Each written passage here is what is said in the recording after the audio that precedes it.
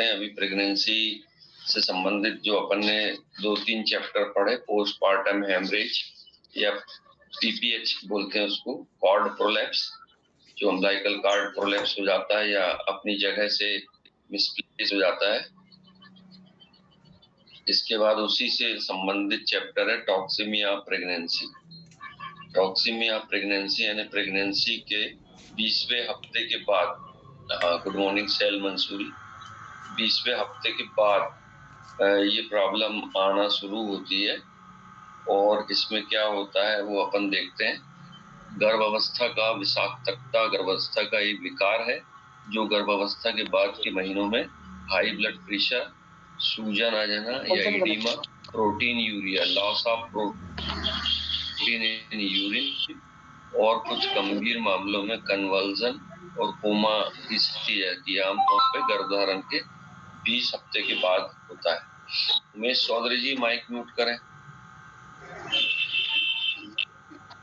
जो लोग नए शामिल हुए हैं उनको शायद माइक म्यूट करते आता नहीं, इसलिए हम ऑल माइक म्यूट कर देते।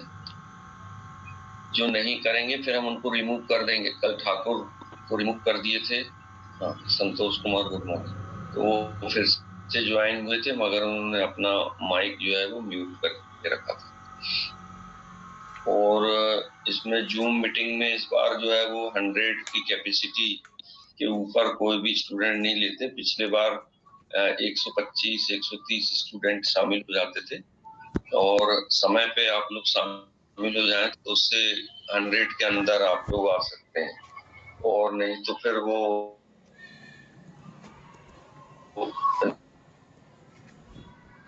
दिक्कत आती है 100 के बाद वो 9 o'clock पे ज्वाइन कर ले। में अपन ने इंट्रोडक्शन देके कि यदि 20वें हफ्ते बाद ब्लड प्रेशर बढ़ रहा है, एडिमा यानी कि सूजन आ रही है, और प्रोटीन यूरिया का मतलब होता है पेशेंट के या प्रेग्नेंट फीमेल के यूरिन में प्रोटीन का लॉस होते जाता है, जिसके वजह से जो है वो इसको टॉक्सिमिया प्रेगनेंसी कहते हैं, जिसमें प्रीक्लेम्सिया और एक्लेम्सिया ये अपन दोनों बताएंगे। Good morning Anu Kumari, Sailan Kumar ji mike mute कर लें अपना। Good morning sir ji. Kumar Gupta ji mike mute कर लीजिए प्लीज। सुधीर कुमार ठाकुर जी आप भी माइक म्यूट कर लीजिए सर। Good morning.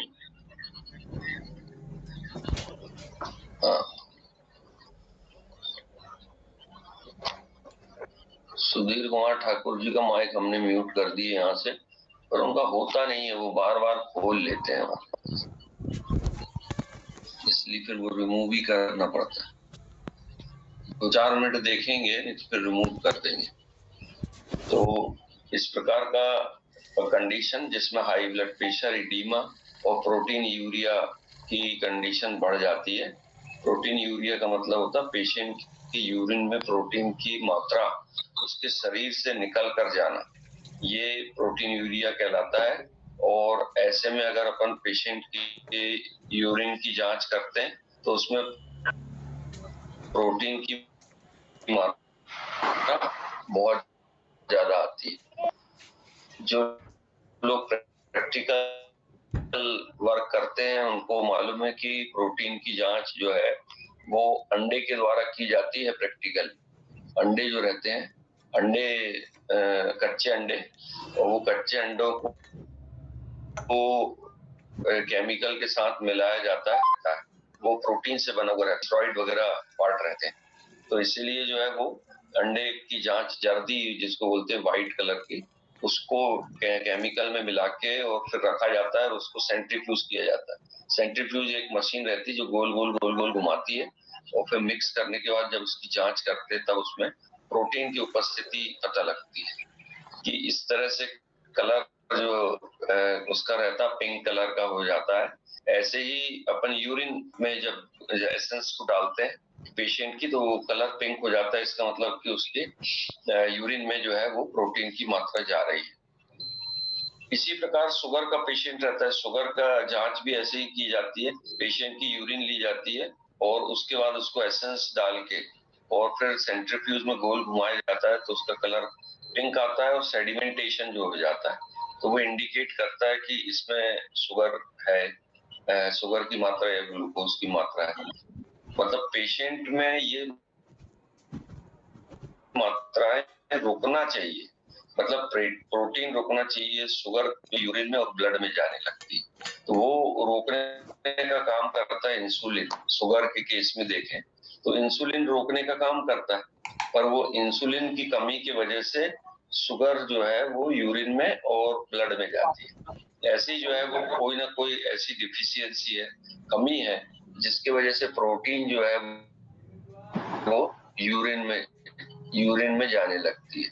तो वो यूरिन में जाने लगती है तो फिर उसकी जांच कराते हैं अपन, जिसको अपन इसमें यूरिन में प्रोटीन यूरिया। दूसरा इडीमा, इडीमा यानी कि स्वेलिंग आना या सूजन आना।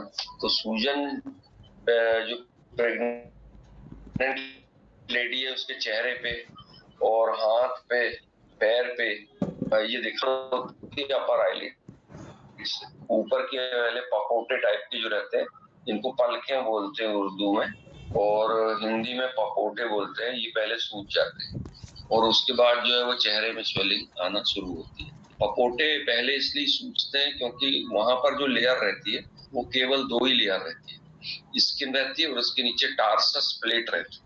इस टार्सस प्लेट के कारण ही अपन जो है वो इसको ऊपर उठा सकते हैं, आंखों की पलकों या पपोटों को ऊपर उठा सकते हैं, क्योंकि इसमें टार्सस प्लेट रहती है। वैष्णवी गुड मॉर्निंग, और अपना माइक म्यूट करें। अब जो है वो नेक्स्ट अपन देखते हैं, यदि गर्भावस्था की किसी भी हाई ब्लड प्रेशर, एक और रह गया हाई, पहले ये बता दें कि ये स्वेलिंग क्यों आ जाती है। स्वेलिंग इसलिए आती है कि वो जो प्रोटीन की मात्रा जा रही है, तो प्रोटीन से जो सेल्स रहते हैं वो प्रोटीन से भरे हुए रहते हैं, और अगर प्रोटीन निकल जाए तो उसमें पानी की मात्रा बढ़ती चली जाती है, तो वाटर भरता, तो जिसके कारण जो है वो स्वेलिंग आना शुरू हो जाती है। तीसरा रहता है हाई ब्लड प्रेशर, यानी ब्लड प्रेशर ज्यादा हो जाना। ब्लड प्रेशर ज्यादा जो होता है वो फंक्शन डिस्टर्ब की वजह से। सूजन पैरों में भी होता है? हाँ, पैर में सूजन होता है, पैर में, लेग में भी सूजन होता है? सूजन पैरों में। अच्छा, इसी कंडीशन में, इसी कंडीशन में भी सूजन आएगी। हाँ, टॉक्सिमिया कंडीशन में है ना? हाँ, ओके, इसी कंडीशन। हाँ, तो हाई ब्लड प्रेशर और स्वेलिंग आने की वजह से, और सेल की जो है वो इंटीग्रिटी या ताकत नहीं रहती, तो जिसके कारण ब्लड प्रेशर बढ़ते जाता है, जिसको अपन हाइपरटेंशन की स्थिति भी डेवलप हो जाती है। और ये 3-4 स्थिति जो डेवलप होती है उसी को अपन प्री एक्लेम्सिया के नाम से भी जानते हैं। दीपक गर्ग अपना माइक म्यूट कर लें। क्या है रही? वैष्णवी माइक म्यूट करें।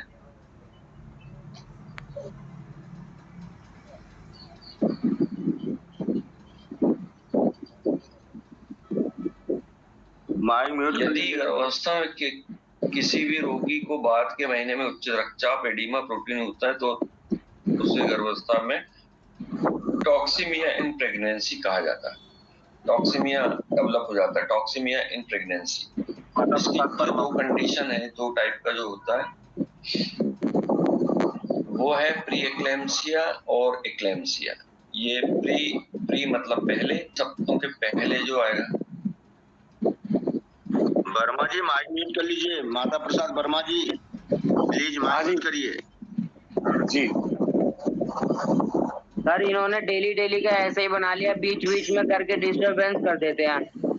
कोई माइक म्यूट ही नहीं करता है। माइक के साथ कैमरा भी म्यूट करने का बोला। हाँ, कृष्ण कुमार जी भी कर रहे हैं। हाँ, कैमरा भी जो है म्यूट कर दीजिए, क्योंकि वो नहीं तो आउट हो जाता है वो नेट। कल भी, अभी भी जो है वो नेट बहुत वीक आ रहा है, क्योंकि किसी के कैमरे चालू रहेंगे तो नेटवर्क वीक आएगा। तो पहली कंडीशन देखते हैं अपन, प्री एक्लेम्सिया, एक्लेम्सिया और प्री एक्लेम्सिया, जो कि टॉक्सिमिया इन प्रेगनेंसी के मेन सिम्टम के अंतर्गत आते हैं। प्री एक्लेम्सिया पहले देखते हैं अपन। ये एक प्रकार का सिंड्रोम है जो विशेष रूप से 20वें सप्ताह के बाद गर्भावस्था के अंत में विकसित होता है और इसकी विशेषता रहती है 140 to 90 mm ऑफ Hg से लगातार उच्च रक्तचाप यानी हाई ब्लड प्रेशर रहता है और सिस्टोलिक 140 और डायस्टोलिक 90 डिग्री तक रहता है। और ये इसमें एज का कोई बार नहीं रहता। हम आपको बता दें कि प्रेगनेंसी जो होती है वो प्रेगनेंसी वैसे तो 14 साल की उम्र से फीमेल प्रेग्नेंट हो सकती है, जिसको अपन अर्ली प्रेगनेंसी कहते हैं या कम एज में प्रेग्नेंट हो जाना। और वो 45 साल तक 45 साल की फीमेल भी जो है वो प्रेग्नेंट हो जाती है। इनके किसी भी एज में, किसी भी एज ग्रुप में जो है वो ब्लड प्रेशर। आनंद मंडल जी माइक म्यूट करें आप।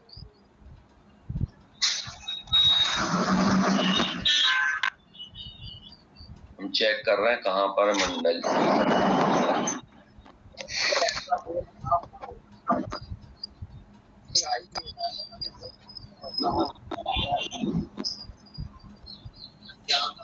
विमल गुप्ता जी आपका कैमरा भी चालू।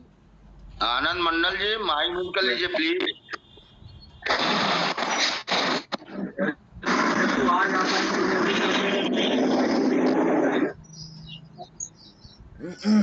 आप वहीं से कीजिए, शायद वो कोई बाइक पे हो आनंद मंडल जी, आप वहीं से कीजिए सर। हाँ, यही से हम कोशिश कर रहे हैं कि यहाँ से हो जाए। वो दिखे जब तो इसमें लिस्ट में दिखे ही नहीं रहे कहाँ है।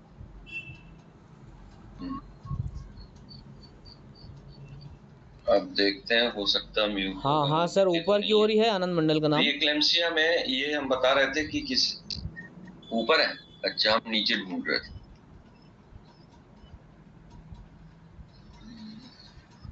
हाँ, शायद म्यूट हो गया है।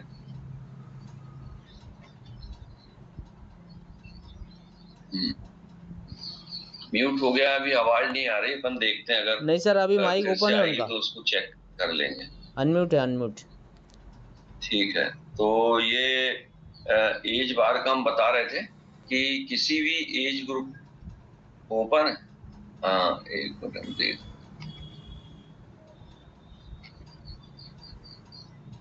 ऊपर तो नहीं दिख रहे हैं ये।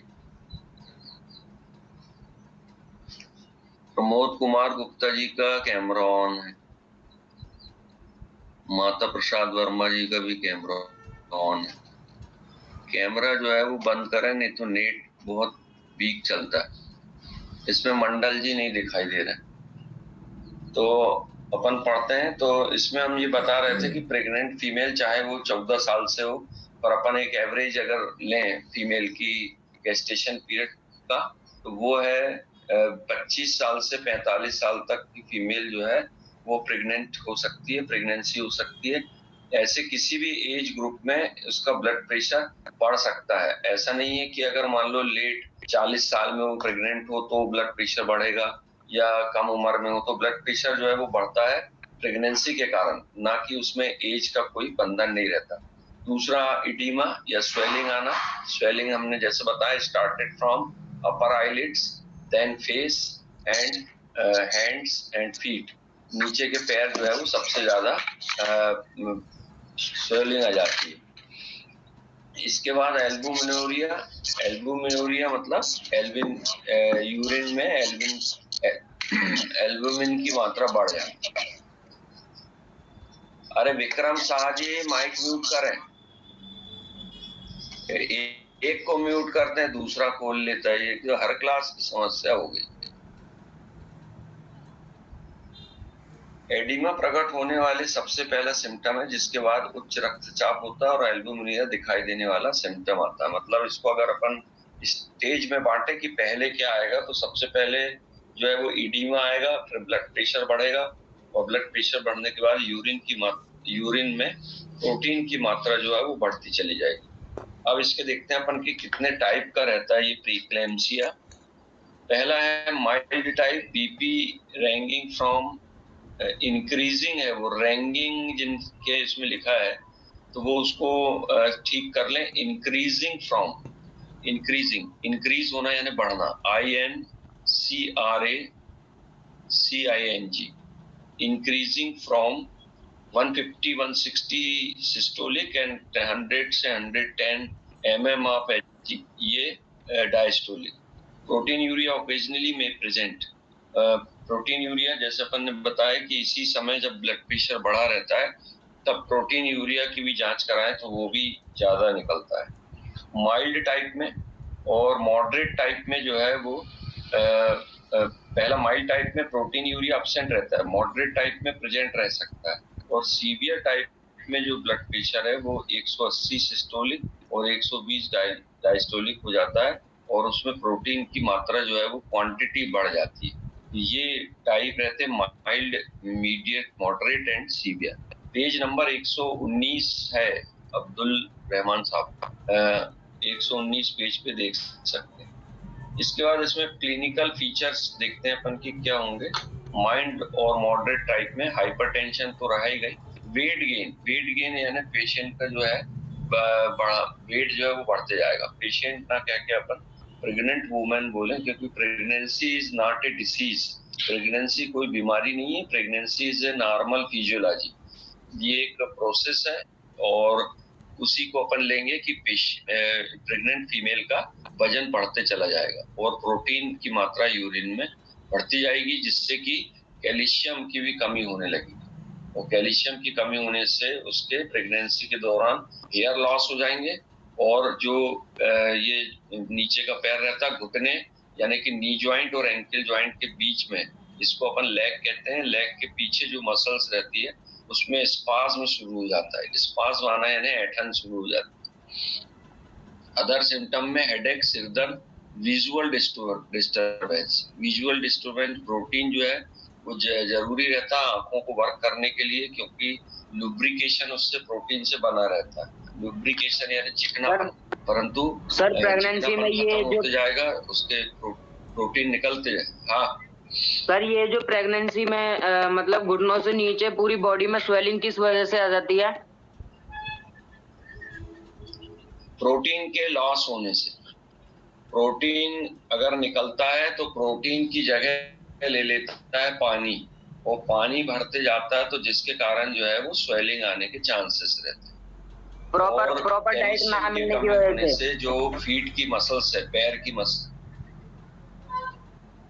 डाइट तो अपन मैनेजमेंट में देखेंगे ही, परंतु टॉक्सीमिया अगर हो जाए तो टॉक्सीमिया की वजह से ये कंडीशन डेवलप होती है, और बीपी का बढ़ना जो है वो सबसे ज्यादा स्वेलिंग का कारण बनता है, क्योंकि ब्लड प्रेशर बढ़ेगा तो प्रेशर से जो है वो पानी सब सेल में भराएगा, तो उसके कारण जो है वो स्वेलिंग आने के चांसेस रहते हैं। सर मेरा जो अपन बता रहे थे नी जॉइंट और सर हेलो सर, अगर प्रेगनेंसी के टाइम में प्रॉपर प्रोटीन दिया जाए उनको तो मैं कृपया प्रॉपर अगर योगेश साक्षी जी, ये जितने भी चीजें हम मैनेजमेंट में बताएंगे ना, अभी तो आप क्लास शुरू किए हैं, ये जो जितनी भी आपके मन में शंका है ये सब मैनेजमेंट में, हाँ मैनेजमेंट में बताई जाएगी। गर्भावस्था के बाद ये जो अदर सिम्टम अपन देख रहे थे, हेडेक और सिर दर्द का। हाँ हेलो सर, मेरा एक क्वेश्चन था, थोड़ा डाउट है। जब सर राइट और लेफ्ट, हाँ सर, राइट और लेफ्ट वेंट्रिकल से जब दबाव पड़ता है तो एक सर पल्मोनरी आर्टरी से फेफड़े में जाता है और एक पूरे हृदय में एरोटा से जाता है सर ब्लड, तो दोनों पंपिंग साथ में ही करते हैं सर? राइट और लेफ्ट वेंट्रिकल दबाव तो कम ज्यादा रहता होगा सर? नहीं, दोनों साथ में वर्क करते हैं। पहले ऊपर का करता है और फिर नीचे का करता है। ऊपर का नीचे भेजता है और नीचे का जो है वो दो जगह भेजता है, लंग्स में भेजता है और फिर वो एओर्टा में भेजता है। तो एक साथ नहीं करते, पहले ऊपर के दो दबते हैं और फिर नीचे के दो दबते हैं, और वो प्रोसेस इतनी स्पीड से होती है कि अपन उसको नोट नहीं कर पा, मतलब नोटेबल है परंतु बहुत स्पीड से होती है। उसी को हम कहते हैं कार्डियक साइकिल, हृदय चक्र। हाँ, एरोटा में सर ऐसा लिखा हुआ है कि एरोटा में उसे पूरे शरीर में जाता है तो ज्यादा मतलब प्रेशर पड़ता है सर, वेंट्रिकल को ज्यादा प्रेशर से, और राइट वाला वेंट्रिकल को थोड़ा लो प्रेशर। दिनेश जी, इस चैप्टर को पूरा हो जाने दो। क्लास जान दीजिए, इसके बाद हम जो क्वेश्चन का टाइम देते हैं उसमें, हाँ उसमें पूछिए। हाँ,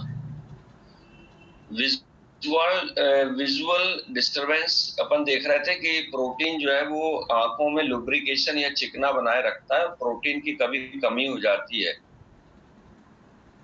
तो उसके वजह से जो है वो विजन में जो है वो परेशानी। कुपोषण में कि कोई छोटा बच्चा है और उस कुपोषण का शिकार है जिसको अपन माल न्यूट्रिशन कहते हैं, उस बच्चे की जब अपन जांच करते हैं आंखों की, तो आंखों की जांच में पता लगता है कि उसकी आंखें सूखी पड़ी हुई है, सूख गई हैं।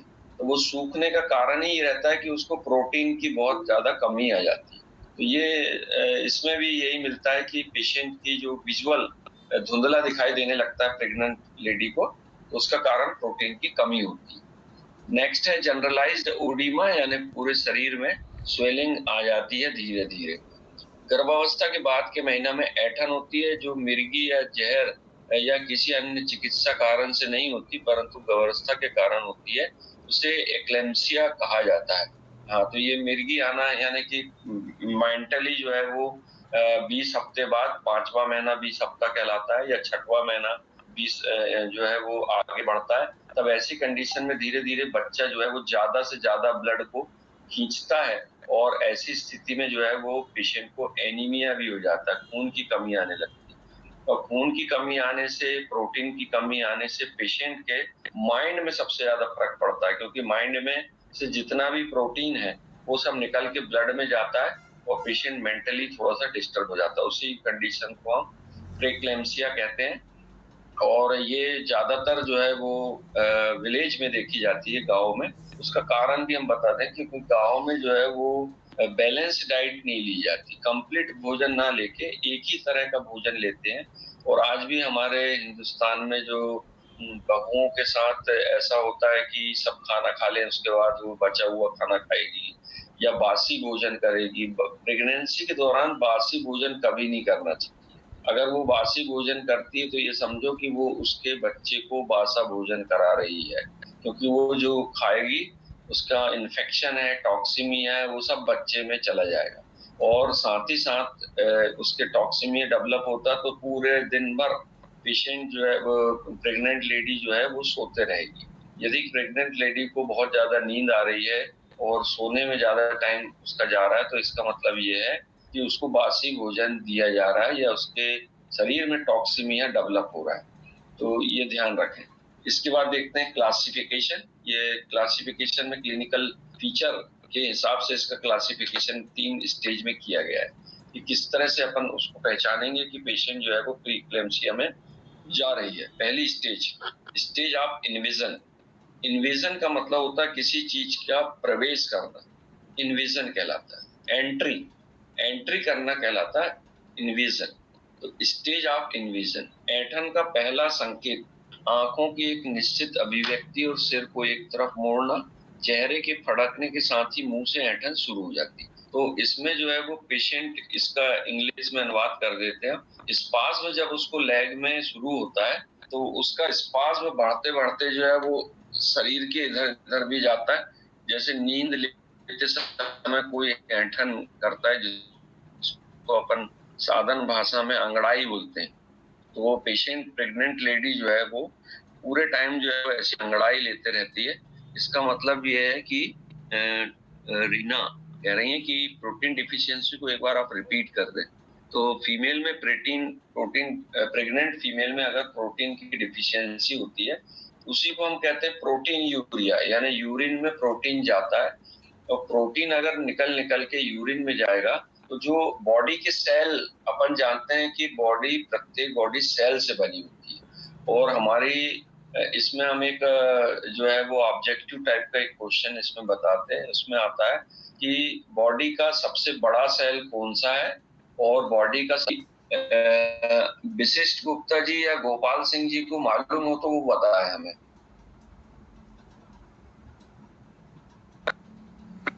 सर ओम सर हाँ, शिवराम जी कुछ पढ़ा बोल था रहे पर अभी याद नहीं आ रहा सर। ओवा है सर। सर फीमेल में ओवा है। ओवा में हाँ, ठीक है, ठीक ठीक, बिल्कुल सही। जिन लोगों ने ओवा बताया, सबसे बड़ा सेल बॉडी का ओवा है जो प्रेगनेंसी के लिए बनता है, और सबसे छोटा सेल है स्पर्म। और इसी कारण सबसे बड़ा सेल ओवा होने के कारण फीमेल में 1 महीने में केवल एक ही ओवा बनता है, राइट ओवरी से या लेफ्ट ओवरी से। और सबसे छोटा सेल है स्पर्म जो मेल में बनता है, और 1 लाख लगभग स्पर्म जो है वो यंग एज में 18-20 साल से लेके तो 50 साल तक वो बन सकते हैं। तो ये बड़े सेल और छोटे सेल की ज्यादातर ऑब्जेक्टिव टाइप क्वेश्चन आते हैं कि हमारे बॉडी का बड़ा सेल कौन सा है और यह छोटा सेल कौन सा है, तो वो अपन को बताना पड़ता है। अब अपन आगे बढ़ते हैं कि जैसा उन्होंने पूछा कि भाई कैसे प्रोटीन का, तो प्रोटीन अगर मान लो निकल जाए, ओवा बनाने में तो सबसे ज्यादा प्रोटीन का ही हाथ रहता है। हार्मोन की उपस्थिति में जो फॉलिकल्स बनते हैं, अभी डॉक्टर पूजा की तबीयत खराब है, मगर 1-2 दिन में वो ठीक हो जाएंगी, तो वो आप लोगों को बताएंगी कि किस प्रकार ओवरी में फॉलिकल्स का फॉर्मेशन होता है और ओवेरियन चक्र चलता है या ओवेरियन साइकिल। और उनसे दोनों चीज पूछ लेना कि मैडम मेंस्ट्रुअल साइकिल और ओवेरियन साइकिल, इन दोनों का साथ में कैसे कॉम्बिनेशन रहता है, तो वो आपको बताएंगी। और उसमें प्रोटीन की आवश्यकता पड़ती है, जो एस्ट्रोजन और प्रोजेस्टेरोन की उपस्थिति में प्रोटीन वहां जमा होता है, तब ओवन का फॉर्मेशन होता है। तो इसलिए प्रोटीन डाइट जो है वो लेते रहना चाहिए। अब इसमें अगर मान लो किसी के टॉक्सिमिया डेवलप हुआ है प्रेगनेंसी में, तो वो प्रोटीन निकल निकल के यूरिन में जाने लगता है और उसका स्थान लेती है पानी, जिसके कारण स्वेलिंग आती है। ठीक, अब ये स्टेज ऑफ इन्वेजन, इसमें ऐठन का पहला संकेत आंखों की एक निश्चित अभिव्यक्ति अपन बता रहे थे कि पेशेंट जो है वो not concentrate the one object. जैसे कोई उससे मिलने आया है और पूछ रहा है कि और कैसी तबीयत है आपकी, 5वां महीना चल रहा है, तो वो उसको जो है वो ऐसी एक ही नजर से देखती जाएगी, ना तो इधर देखेगी ना इधर देखेगी, उसको जो है वो देखेगी आंखें फाड़ के। वो कहलाता है आंखों की एक निश्चित अभिव्यक्ति, यानी एक ही तरफ देखना। अगर मान लो उसके बाद ये सिर को एक, अगर मान लो लेफ्ट साइड से आवाज आई कि अरे वो कुछ पूछ रहे हैं, तो पेशेंट जो है वो उसकी तरफ इस टाइप से मुड़ के देखेगी कि क्या हो गया अगर, सर मेरा एक फिर प्रश्न इधर था मुड़ के देखेगी, फिर वो सामने वाले को देखेगी, तो सब मिल। हाँ, प्रश्न तुम बाद में पूछ लेना ना वैष्णवी। हाँ, इसी से रिलेटेड हमारे को याद रहता है कि क्या क्या पढ़ा है हमने। हाँ, प्रश्न लिख लो वहीं पे पेन से, ये पूछना है अपन। हाँ, 10 मिनट देंगे अपन। तो कंसंट्रेट नहीं कर पाती माइंड को, अब माइक म्यूट कर लो। हाँ, तो वो इस तरह से ऐसे देखेगी जैसे कोई अनिश्चित या पहचान वाले नहीं आए हैं, और इसके बाद चेहरे के फड़कने के साथ में मुंह में ऐठन शुरू हो जाती है। तो अपन देखते हैं कि चेहरे की जो मसल्स है उसमें फरकती है, कभी कभी किसी की आंख फरकती है तो आंखों को जो है वो इस तरह से करता है, गालों की मसल्स फरकती है या मुंह की ऐठन हो जाती है। ये इस तरह के अगर प्रेगनेंसी में साइन दिखाई देते हैं थोड़े बहुत भी, तो इसका मतलब प्री एक्लेम्सिया में पेशेंट जा रहा है और उसको तत्काल गायनिकोलॉजिस्ट की दिखाने की जरूरत रहती है। ये उस समय होता है जब टॉक्सिमिया की स्टार्टिंग हो, इन्वेजन।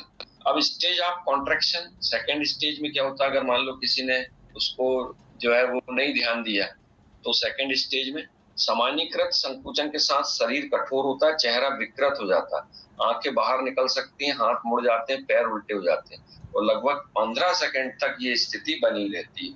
पेशेंट की जो है वो प्रोटीन की कमी के कारण पूरे हाथ पैर ऐसे मुड़ जाएंगे और चेहरा जो है वो ऐसा हो जाएगा, और प्रेगनेंसी में बहुत जो है वो डरावनी स्थिति हो जाती है। परंतु आप लोग डॉक्टर बनने जा रहे हैं और घर के लोगों को समझाएं कि ऐसा कुछ भी नहीं है।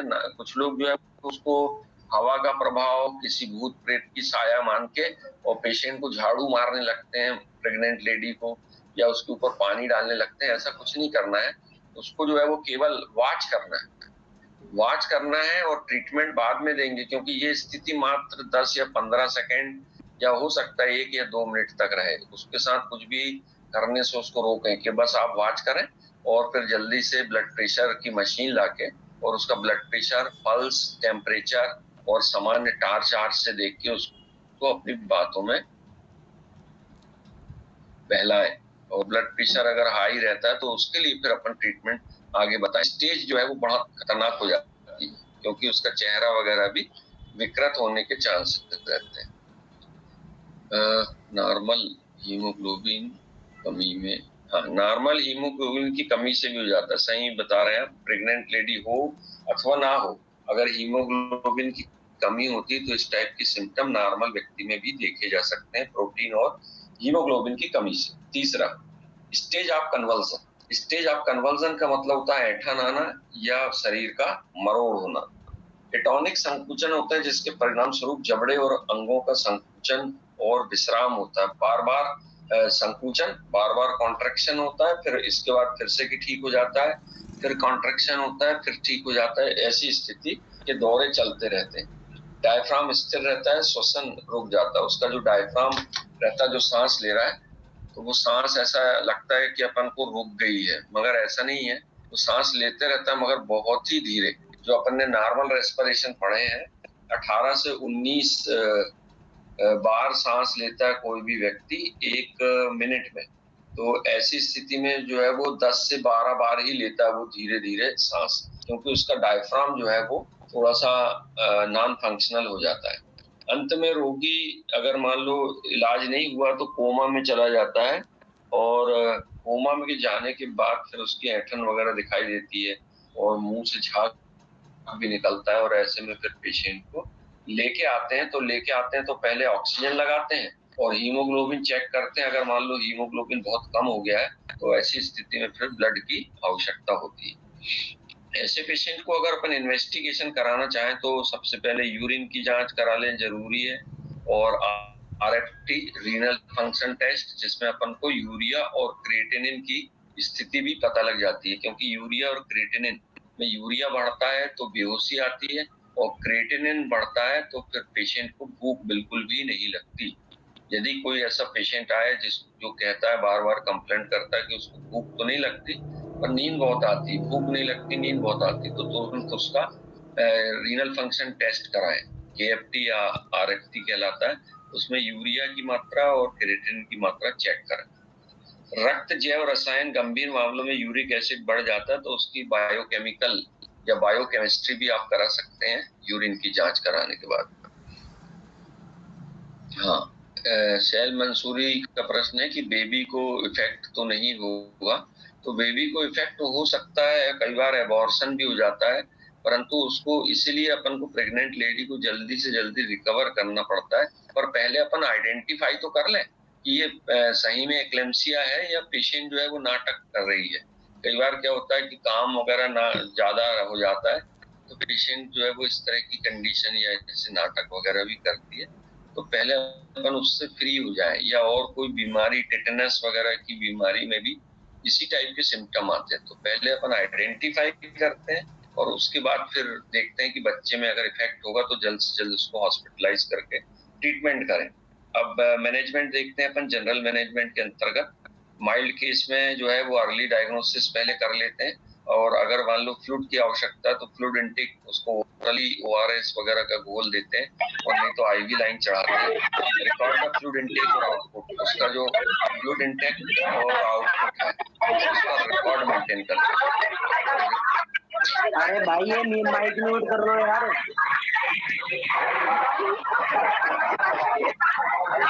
रिमूव कर दीजिए सर, रिमूव। तो दिखे तो वो कहाँ है सर? ये लोग ऊपर ही रहते हैं सर। हाँ, मिल गए। कर दी। रिपीट कर दो सर। मैंने रिकॉर्ड ऑफ फ्लूइड इनटेक और आउटपुट पेश। हाँ, कर देंगे, चिंता मत करो आप। एक मौका तो देना दिए करें आप। अशरफ हुसैन साहब किसी व्यक्ति को एकदम से नहीं करते, एक दो मौका देते हैं, ठीक है ना। हो सकता है वो सुधर जाए। एकदम से अपन सजा दे दें तो वो भी अच्छी बात नहीं रहती। सर मैं रिमूव के लिए जो है साहब ने किए थे तो हमने रिमूव किए 2-3 बार देखने की। सर मैं रिमूव के लिए नहीं बोला सर मैं उन लोग ऊपर रहते हैं बोला सर। हाँ हाँ ठीक है ठीक। नेक्स्ट है एब्सोल्यूट बेड रेस्ट। पेशेंट को जो है वो पूरा आराम देते हैं, पैर को जो है वो खींच के रखते हैं ताकि उसके जो है वो फ्लूइड का सर्कुलेशन, ब्लड का सर्कुलेशन तेजी से हो, सूजन एक ही जगह ना जाए। और उसको प्रोटीन से युक्त आहार देते हैं। और प्रोटीन से युक्त आहार जो देने के लिए सबसे अच्छा अपने पास साधन है नेटवर्क। जो नेट आता है आप गूगल में टाइप करिए हाई प्रोटीन डाइट, तो आपके पास चित्र भी आ जाएंगे और उसकी डाइट का पूरा लिस्ट आ जाएगी कि कौन कौन सी डाइट उसको दे सकते हैं। इसलिए अपन इसमें अभी ज्यादा उसका जिक्र नहीं करेंगे। तरल पदार्थ का सेवन दिन में 3 पिंट से कम नहीं होना चाहिए। पिंट का मतलब उन्होंने लीटर बताया है, वो लीटर 3 लीटर तक पानी का सेवन अलग अलग कराएं। पानी से मतलब पानी अगर आप ज्यादा पिलाएंगे तो उसकी स्वेलिंग बढ़ती जाएगी। तो चाय पिला दिए आपने, फिर ग्लूकोज का पानी घोल के दे दिए, इसके बाद पतली दलिया दे दिए तो उसमें भी पानी रहता है, फिर जूस पिला दिए। ठीक है। हाँ गूगल बाबा की जय हो। अरे गोपाल सिंह ठीक है। तो इस तरह से जो है वो फ्लूइड का लेवल उसका मेंटेन करके रखते हैं, maintain fluid input and output. तो उसका रिकॉर्ड भी रखा जाता है कि हमने इसको दिन भर में इतना दिए और इतना जो है वो निकला है। तो जिसके कारण क्या होता है कि अपने पास रिकॉर्ड रहता है, तो स्वेलिंग कम हो रही कि नहीं हो रही वो अपन पता लगा सकते हैं। सीवियर केस में रोगी को पूर्ण आराम के लिए अस्पताल में भर्ती करते हैं।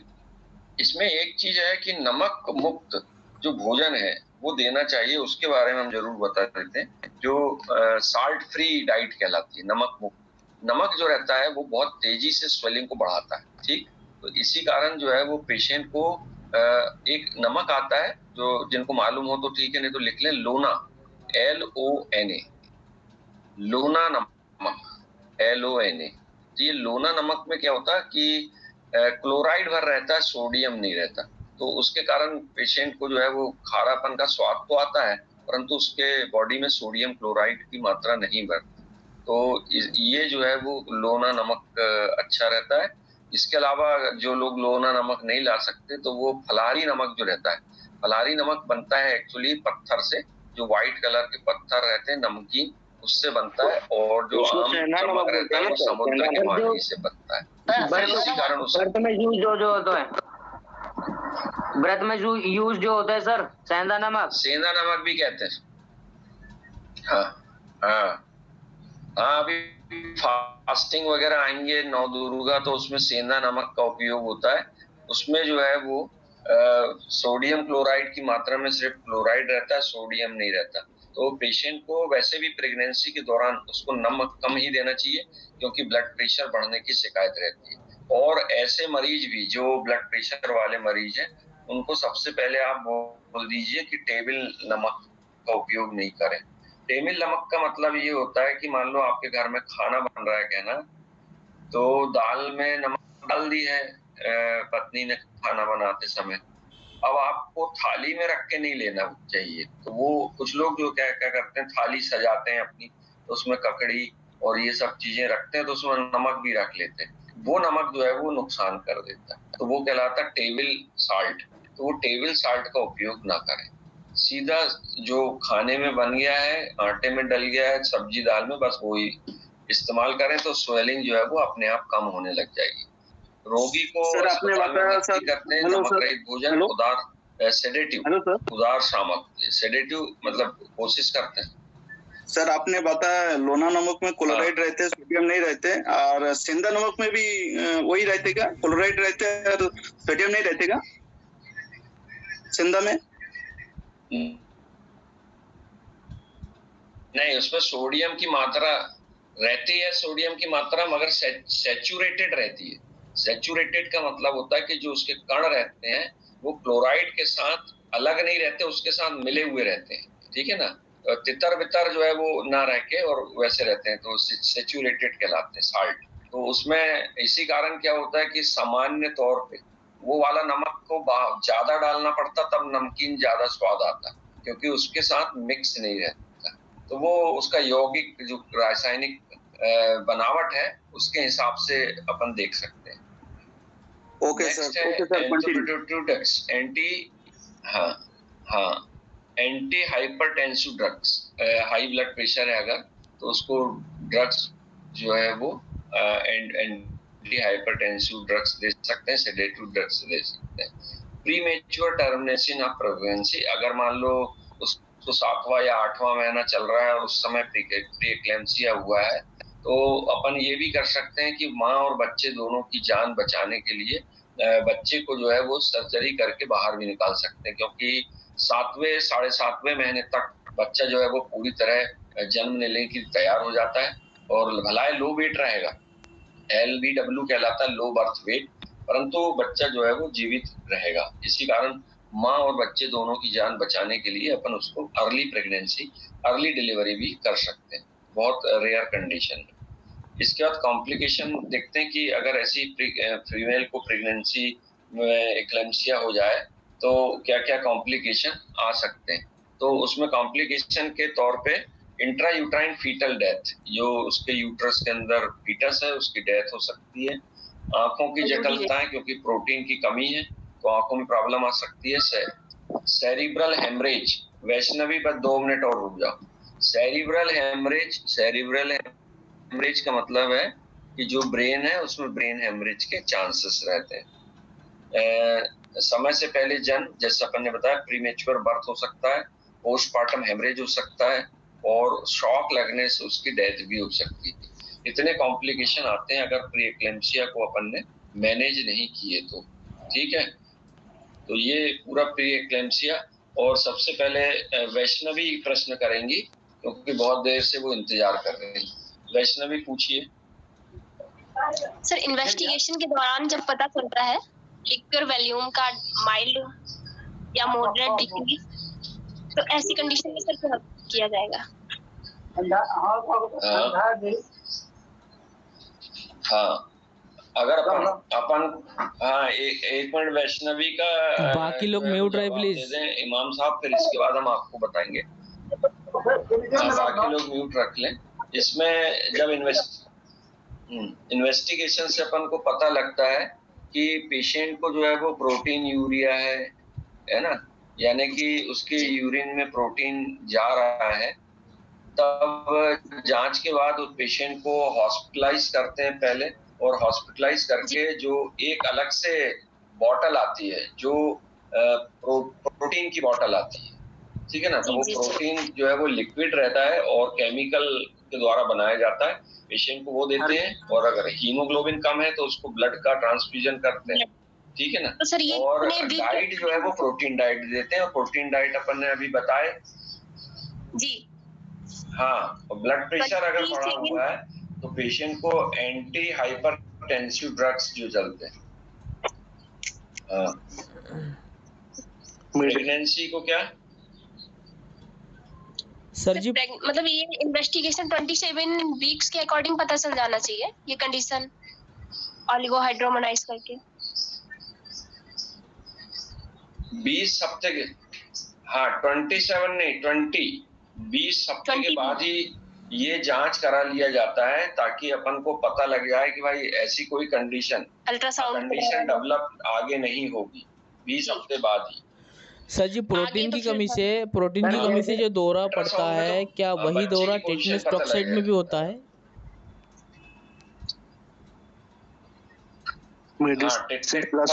टॉक्साइड में जो है वो हाथ पैर ऐंठते हैं और उसके जबड़े में होता है सबसे ज्यादा, और हाथ पैर में भी हो सकता है, मगर उसमें हिस्ट्री मिलती है कि उसको कोई ऐसे चीजों से चोट लगी है जो टिटनेस का कारण हो सकता है। सर मेरा ये और था कि स्टार्टिंग में प्रेगनेंसी होती है 3 to 4 वीक्स के अकॉर्डिंग, तो सर जब ब्लीडिंग स्टार्ट हो जाती है तो इसका क्या मतलब है? पेशेंट को ब्लीडिंग आ जाती है, क्लॉट वगैरह आते हैं। हाँ, यदि मान लो उसको 3 हफ्ते मतलब 1 महीने या 2 महीने की प्रेगनेंसी में भी ब्लीडिंग हो रही है, तो उसके लिए फिर जांच करते हैं अपन कि कहीं ऐसा तो नहीं कि जो फीटस बन रहा है वो वो यूट्रस में प्रेशर डाल रहा है, दबाव डाल रहा है, जिसके कारण माइनर ब्लीडिंग तो प्रेगनेंसी के दौरान थोड़ी बहुत 2-4 ड्रॉप 10 ड्रॉप आते हैं, परंतु ज्यादा हो तो जरूर उसकी फिर जांच करा के और इलाज कराना चाहिए। सर महीने महीने मेंस्ट्रुएशन होना क्या लक्षण हो सकते हैं सर? गुप्ता जी आपने बहुत जल्दी बोल दिए, थोड़ा स्लोली बोलिए। सर महीने में 2 बार 3 बार जो मेंस्ट्रुएशन ब्लीडिंग होता है लेडीजों को, ऐसा क्या लक्षण होता है सिस्टम? कारण क्या होता है? प्रेगनेंसी के दौरान पूछ रहे हैं या मेंसेस में पूछ रहे हैं? नहीं, प्रेगनेंसी के दौरान नहीं है सर, नेचुरल में है, कंटिन्यू जो महीने में आता है सर। नॉर्मल, हाँ उसको हम कहते हैं क्रिप्टोमिनेरिया। क्रिप्टोमिनेरिया की डेफिनेशन है कि bleeding during the menses 2 to 3 time. एक ही महीने में अगर किसी फीमेल को 4 तारीख को मान लो आती है मेंसेस और उसके बाद दूसरी मेंसेस अगेन 15 या 16 तारीख को आ जाती है, क्रिप्टोमिनेरिया। हाँ, तो वो हार्मोनल डिस्टरबेंस और मानसिक मेंटल प्रेशर की वजह से होता है। किसी प्रकार का मानसिक दबाव है या हार्मोन का डिस्टरबेंस है, ईस्ट्रोजन और progesterone. Okay sir, thank you sir. Sir इसमें इन्वेस्टिगेशन क्या कराएंगे? सर इन्वेस्टिगेशन इसमें क्या कराएंगे जो हाँ, उसमें इसकी सोनोग्राफी कराते हैं। सोनोग्राफी, जी सर। हाँ, इसमें पेशेंट की काउंसलिंग किया जाता है और काउंसलिंग करने के साथ साथ कि कोई मानसिक दबाव वगैरह तो नहीं है, और अगर कंडीशन 2-3 महीने तक लगातार रहती है तो सोनोग्राफी करके यूट्रस में इंजुरी की जांच की जाती है कि उसकी बच्चादानी में कोई चोट तो नहीं। सर प्रोस्टेट टेस्ट को क्या कहते हैं? ओवरी एलर्जेटिक कंडीशन होता है सर जी, तो फिर भी तो मेंसेस होता है। ओवरी एलर्जेटिक कंडीशन, एलर्जेटिक और इन्फेक्शन दोनों। अगर मेंसेस के दौरान फीमेल जो है वो सही तरीके से उसको मैनेज ना करे और कॉटन का उपयोग या पैड का उपयोग की जगह गंदे कपड़े का इस्तेमाल करे तो वो इन्फेक्शन जाता तो भी क्रिप्टोमिनोरिया के चांसेस रहते हैं। क्रिप्टोमिनोरिया के इन्वेस्टिगेशन को USG अल्ट्रासोनोग्राफी कहते हैं। जी sir. Okay sir, thank you sir. Sir hello sir. ठीक है सर, हार्मोनल्स है ना इन्फेक्टेड है? सर हार्मोनल्स है ना इन्फेक्टेड है, इसको पता कैसे लगाएंगे?